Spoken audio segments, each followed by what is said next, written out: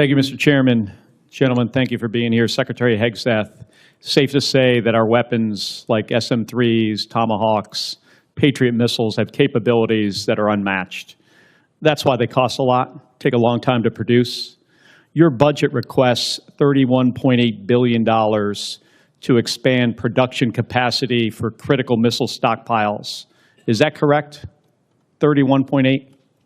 I'm looking at $53 billion for munitions acceleration over 14 critical munitions, of which the ones you listed are a part. Okay, so 53. I believe more than that. Yes, sir. More than 20 billion more. So we've been working together to grow the industrial base because we're all worried about how our stockpiles would hold up in a conflict against China. Since the start of this war, you've made it a point to highlight the number of strikes the U.S. military is carrying out, citing that more than 13,000 targets had been struck as of April 8th.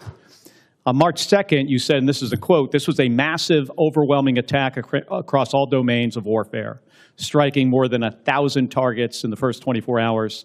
On March 10th, you said, "Yet again, our most intense day of strikes inside of Iran." On April 6th, you said, and this is another quote, "The largest volume of strikes since day one of this operation."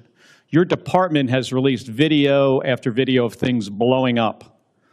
None of us doubt the strength of the U.S. military and their ability to do hard things. I understand that better than anybody. The questions we should be asking and answering are, what does this cost us and what does it achieve for the American people? Many of these strikes use our best weapons, and we're using a lot of them and a lot of interceptors. Open source reporting has estimated that the military has used an outrageous number of Patriots. I'm not even going to say the numbers, but a lot of Patriots, a lot of THAAD rounds, JASSM-ER, Tomahawks, very expensive, exquisite. We can't make these munitions overnight, and it's clear from your budget request that you know that. Can you tell us how many years specifically is it going to take to replace these systems? Senator, thank you for the question. I would defer to the comptroller on the amount because I think it's a lot higher than 53. If you look at long-range fires, JASSMs, LRASMs, Tomahawks, we're looking at $238 billion. Okay, we're looking at $40 billion for hypersonic. So I actually think it's closer to. That is the moment the numbers stop sounding like budget jargon and start sounding like a strategic alarm. The senator opens with $31.8 billion. The answer moves to $53 billion. Then suddenly the conversation jumps again to something closer to $330 billion in munitions. That is not a small correction. That is a massive widening of the hole. And look at what still does not get answered in plain English. How many years does it take to replace what has already been burned through? That is the real issue here.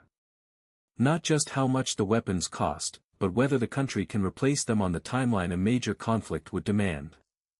If the stockpile is being drained faster than the factories can refill it, then the show of force comes with a very real readiness bill. $330 billion in munitions. Okay, how many years to replenish? That's the question. I think that's exactly the right question, too, Senator, because the time frame we were existing under was unacceptable. Okay, well, and what this budget does, months and years, fast. Years. I mean, we're building new plants in real time. So just to replace what we have expended. I said months. And then you said years.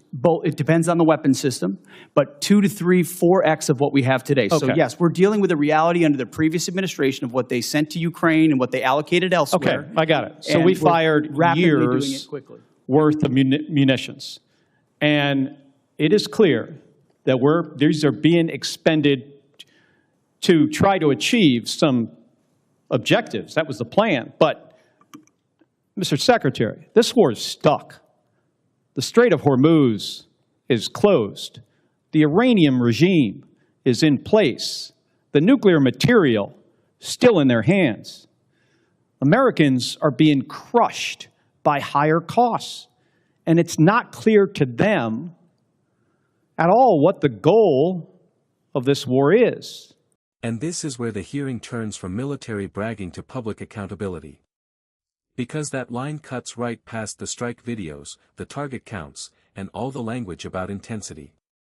If the Strait of Hormuz is closed, if the regime is still standing, if the nuclear material is still in their hands, and Americans are paying more at home, then people are going to ask one blunt question: what did all this achieve?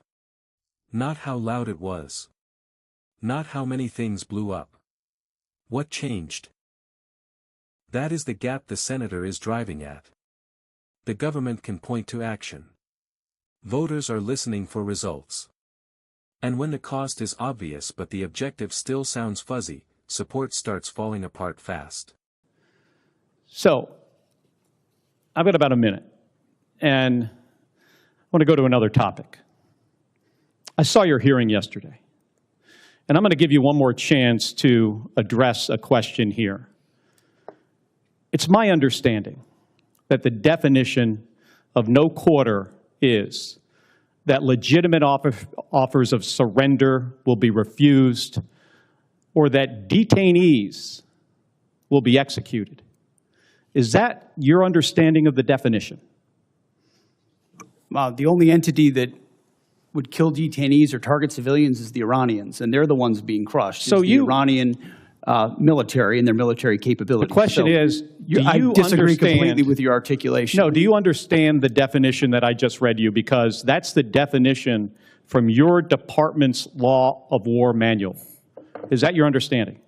And I'm gonna just get to the point here. We fight to win and we follow the law, Senator. Okay, so your quote was, "We will keep pushing, keep advancing, no quarter, no mercy for our enemies." And yesterday, you did not clarify whether you stand by this statement. So I'm going to give you another opportunity to clarify if that is what you meant. Do you stand by that statement you made on March 13th? We have untied the hands of our warfighters. We fight to win, and we follow. That is the non-answer the whole exchange has been building toward. He was not asked whether the military fights hard. He was not asked whether America wants to win. He was asked about one specific phrase: no quarter. The senator even reads the definition back from the department's own Law of War manual. And after all that, he still does not directly say, "Yes, I meant that," or "No, that is not what I meant." That matters. Because when the question is about the meaning of your own words, a pivot becomes the story. If it was loose rhetoric, say that. If it was precise language, explain it. Refusing to do either gives the senator the strongest closing shot of the clip, that the person speaking for the Pentagon is leaving the public, allies, and enemies to interpret a statement he should have clarified himself. The law. Okay, so you're not clarifying. So you stand by that statement. So you're the Secretary of Defense. The things you say matter. And your response here, right now, makes it clear to the American people exactly why you are not right for this job. It makes it clear to our enemies, Senator. Thank you, Mr. Chairman. Thank you. Senator Sheehy has left the room, but it's been whispered to me that I just referred to him in the last exchange as Senator Schmidt. I don't know if he considered that a compliment or an insult, but I do correct that for the record. Senator Slotkin, I think you were next. Thank you.